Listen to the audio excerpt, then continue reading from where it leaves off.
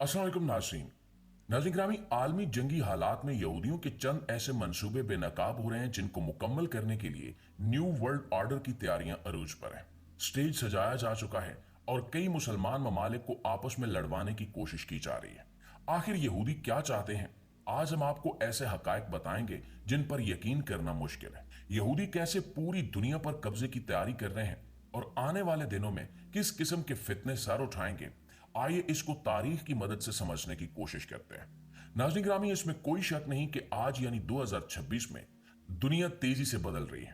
ताकत का तवाजुन तब्दील हो रहा है, मईशतें दबाव में हैं, जंगों का खतरा मंडला रहा है और आलमी सियासत में ऐसे फैसले हो रहे हैं जिनके असरात आने वाली कई दहाइयों तक महसूस किए जाएंगे। इस पूरी बहस में कुछ तारीखी नाम बार बार सामने आते हैं और इन्हीं नामों में एक नाम है हेनरी फोर्ड। हेनरी फोर्ड वो शख्स था जिसने गाड़ी को आम आदमी तक पहुंचाया। इससे पहले गाड़ी सिर्फ अमीर लोगों की सवारी समझी जाती थी, लेकिन इसने फैक्ट्री का ऐसा निजाम बनाया जिसमें एक ही डिजाइन की गाड़ी बड़ी तादाद में बनने लगी और कीमत कम हो गई। इस तरह गाड़ी एक आम अमरीकी के घर तक पहुंच गई। वो एक कामयाब सनतकार था, लेकिन इसकी पहचान सिर्फ सनत तक महदूद नहीं रही। हेनरी फोर्ड ने एक अखबार खरीदा जिसका नाम था द डियर बोर इंडिपेंडेंट। इस अखबार में हेनरी फोर्ड ने आलमी मालियाती निजाम और कुछ ताकतवर गिरोहों के बारे में सख्त मजामीन शाया किए। बाद में इन्हीं मजामीन को किताबी शक्ल दी गई जिसका नाम था द इंटरनेशनल ज्यू। ये किताब कई मुल्कों में मुतनाज़ बनी, कई जगहों पर इस पर पाबंदी लगी और इस पर शदीद तनकीद भी हुई, क्योंकि इसमें यहूदियों की प्लानिंग और शरपसंदाना अज़ाइम दर्ज थे कि वो कैसे पूरी दुनिया पर कब्जे का ख्वाब देख रहे हैं। कुछ लोग इसे एक वार्निंग समझते थे, जबकि दूसरे लोग कहते थे कि इसमें यकतरफा बातें की गई हैं। आज भी 2026 में इस किताब का जिक्र बाज हलकों में किया जाता है, खास तौर पर जब आलमी मालियाती इदारों, मीडिया और सियासत के उतार चढ़ाव की बात होती है। नाज़रीन, इस बहस के दौरान एक और अहम नाम सामने आता है और वो है थियोडोर हर्जल। थियोडोर हर्जल को सयूनी तहरीक का बानी कहा जाता है। 19वीं सदी के आखिर में इसने ये नजरिया पेश किया कि यहूदियों के लिए एक अलग रियासत होनी चाहिए। इस मकसद के लिए इसने यूरोप में मुहिम चलाई, कॉन्फ्रेंसें की और एक मुनज़्ज़म तहरीक शुरू की। बिलाखिर 1948 में इसराइल का कयाम अमल में आया और मशरक़ वुस्ता की सियासत हमेशा के लिए बदल गई। इसराइल के कयाम के बाद मशरक़ वुस्ता जंग का मैदान बन गया और यहाँ का अमन तबाह बर्बाद करने में इसराइल का सबसे अहम किरदार है। इसराइल और फलस्तीन के मसले से शुरू होने वाले इस तनाज़े ने आज मशरक़ वुस्ता के दीगर ममालिक को भी अपनी लपेट में ले लिया है। ईरान और इसराइल की जंग शुरू हो चुकी है और खलीजी ममालिक अपनी सलामती के बारे में फिक्रमंद हैं, जबकि ये सब कुछ न्यू वर्ल्ड ऑर्डर का हिस्सा है। आलमी मालियाती इदारे, मीडिया और सियासी ताकतें एक साथ मिलकर मुसलमानों और दीगर कौमों के दरमियान इख्तिलाफ पैदा कर रही हैं। ये सब दजाल के फितने की पेश की निशानियों के मुतरादिफ है। सयूनियों ने फलस्तीन को इसलिए मुंतखब किया कि यहां से जमीनी और समंदरी रास्ते दोनों कंट्रोल किए जा सकते हैं। इस तरह वो सियासी और इक्तिसादी तौर पर दुनिया पर अपना कब्जा मजबूत कर सकते हैं। फलस्तीन की यह सरजमीन ना सिर्फ तारीखी और मजहबी एतबार से अहम थी, बल्कि इसकी जुग्राफियाई अहमियत भी बहुत ज्यादा थी।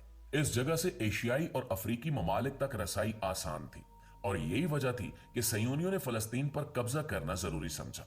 इसके नतीजे में फलस्तीनी अवाम को अपने वतन से महरूम होना पड़ा। सयूनी रियासत के क्याम के बाद फलस्तीनी कौम जुल्मो सितम की एक ना खत्म होने वाली चक्की में फंस गई। गुज़श्ता पौन सदी में फलस्तीनियों पर होने वाले मजालिम किसी से ढके छुपे नहीं है। आज भी मगरबी दुनिया की मदद से इसराइल फलस्तीनी अवाम पर कत्ले आम और नस्ल कुशी की पॉलिसी जारी रखे हुए है।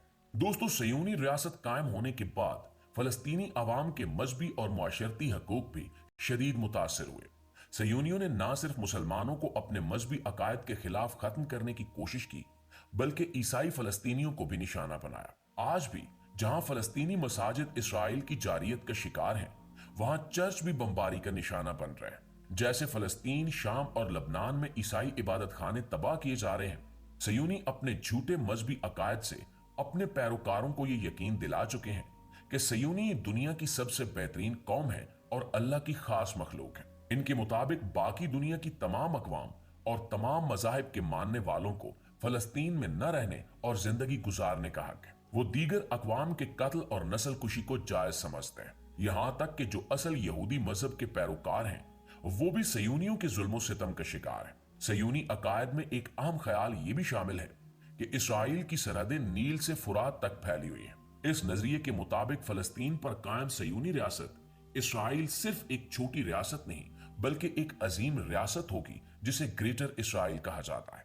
1948 के बाद से सयूनियों ने ग्रेटर इसराइल के कायम के लिए मुसलसल कोशिशें की। इनकी आखिरी बड़ी कोशिश दाइश के जरिए थी, जिसने शाम, लुबनान और इराक में मौजूद इस्लामी मज़हमती तंजीमों को निशाना बनाया, लेकिन इनकी ये कोशिश नाकाम रही।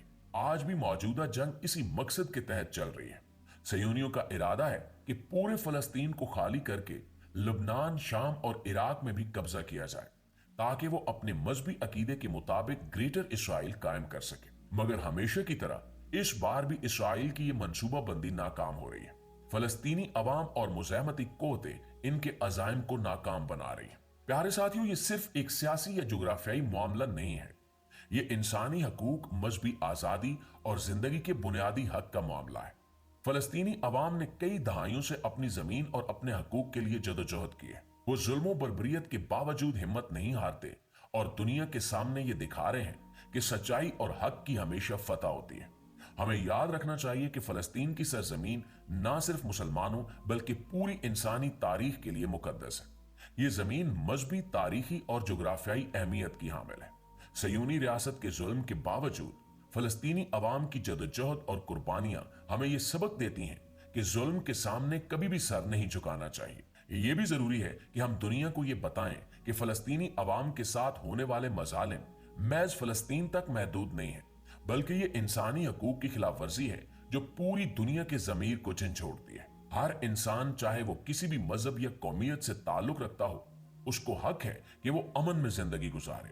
फलस्तीन में जो कुछ हो रहा है वो सिर्फ फलस्तीनी अवाम के साथ नहीं बल्कि पूरी इंसानियत के साथ जुल्म है। फलस्तीन की ये कहानी हमें सिखाती है कि तारीख में ताकतवर कुव्वतें हमेशा अपने मुफादात के लिए कमजोर अक़वाम पर जुल्म करती रही हैं। फलस्तीनी अवाम ने कई दहाइयों से यह साबित किया है कि हक और सच्चाई की जंग में सब्र और इस्तकामत सबसे बड़ी ताकत है। हमें चाहिए कि हम इनके दुख और जदोजहद को दुनिया के सामने लाएं ताकि जुल्म करने वाले कभी भी अमन और इंसाफ को शिकस्त न दे सकें। जुल्म और तशद्दुद के बावजूद वो हिम्मत नहीं हारते और यही हिम्मत और हौसला इनकी ताकत है। जी तो मुआज़िज़ दोस्तों, ये थी हमारी आज की वीडियो के हवाले से आपकी राय क्या कहती है कमेंट में जरूर बताइएगा।